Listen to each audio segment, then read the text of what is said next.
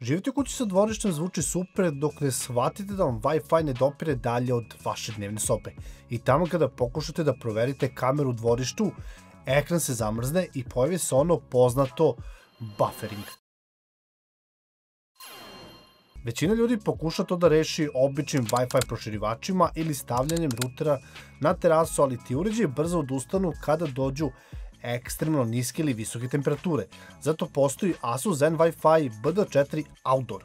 Mrežna jedinica pravljena baš za napolje. U ovom videu proverit ćemo koliko je stvarno otporna, koliko je laka za postavljanje i naravno da li daje stabilan Wi-Fi 7 signal.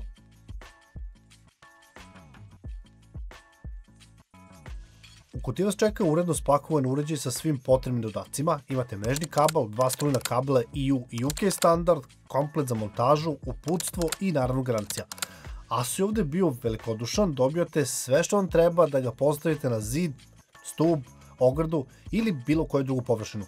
Zen Wi-Fi BD4 Outdoor ima jednostavan zatvoren dizajn bez LED lampica i bilo kakvih rupica. Sve deluje čvrsto i kompaktno. Kućište od kvalitete plastike, otporno na toplotu, a unutra su grafite ploče i pasivni hladnjak koji sprečava pregrevanje samog čipseta. Uređaj ima IP65 certifikat, što znači da bez problema podnosi prašinu, kišu pa i sneg. Može da radi na temperaturama od -30 do +60 stepeni Celzijusa, pa će preživjeti i zimski minus, a naravno i avgustovsko sunce. Pored toga ima i zaštitu od prenapona i statičkog pražnjenja, tako da neće stradati ni tokom oluje. Na dnu se nalaze dva PoE porta brzine 2,5 gigabita po sekundi i klasičan priključak za samonapajanje. Ako imate PoE switch kod kuće, dovoljno je samo jedan kabel za internet i struju. Napajanje koji dolazi u paketu jeste kratko, pa imajte na umu da ćete najverovatnije želiti utičnicu u blizini. Unutra radi Qualcomm IPQ5322 čip sa 4 jezgrena 1,5 GHz uz 512 MB RAM i 128 MB memorije. Podržava Wi-Fi 7 na 2,4 i 5 GHz frekvencijama, ali nema 6 GHz band, pa neke napredne funkcije Wi-Fi 7 standarda poput Multi-Link Operationa ovde ne rade.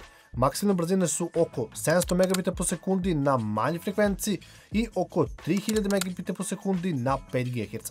BD4 Outdoor nije samostalan ruter. Funkcioniše kao deo Asus AI mreže, dakle, treba da ga povežete sa postojećim Asus ruterom ili nekim Zen Wi-Fi sistemom.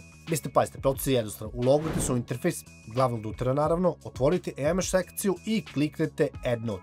Uređaj se automatski detektuje i doda u mrežu. Podešavanje traje koji minut duže nego kod standardnih indoor modela. Ja sam ga iskreno povezao bežečno preko 5G backhaula jer stan sa dvorištem nema debele zidove. Ako imate više prepreka, onda probajte 2,4G mrežu ili ako želite maksimalnu stabilnost, sprovedite jednostavno Ethernet kabel. Sad ovako, testirao sam BD4 Outdoor nekoliko dana i za ono zašto je napravljen radi perfektno. Kamere rade savršeno bez ikakvog prekida, ima ih 7, signal je stabilan, a na 2,4 GHz posebno jak i dosledan, idealno za IoT uređaje. Na 5 GHz možete surfovati ili pustiti YouTube na terasi, ali očekujete savršeno 4K streamovanje ili gaming. Ono što me oduševilo je sama stabilnost ovog sistema. Radio je i po kiši i po suncu bez ikakvih problema. Pazite ovako, ako imate stan, ovo vam jednostavno ne treba, ali ako imate kuću, dvorište i pametne uređaje na polju, ovo je tačno ono što vama nedostaje. Ne pokušava da bude super brz ruter za filmove i igre, njegova snaga je u tome što je pouzdan i promišljeno dizajniran. Jednostavno s polja, ali inženjerski perfektan iznutra. Zato mu dodeljujemo Štreberi Advanced Design nagradu jer spaja funkcionalnost, izdržljivost i čist modern dizajn u jednom uređaju. Ako već koristite Asus AIMesh sistem, BD4 Outdoor je logičan dodatak koji će vam zatvoriti sve mrtve zone oko kuće. Meni se zaista zadnjih dana pokazao kao tih, stabilan i izuzetno kvalitetan uređaj. A na kanalu statistika kaže da vas 9 od 10 koji sada gledate niste pretplaćeni. Ajde da promenimo tu statistiku. Mislim, lako je, kliknite subscribe, bit će vam lakše da nađete sledeću recenziju, a meni će YouTube konačno da prestane da me gleda tužno u analitici. Ako i to ne uradite, mislim, sve ok, mada stvarno mi znači jer na ovom kanalu pokušamo da napravimo nešto zaista specijalno. Vidimo se uskoro, ćao!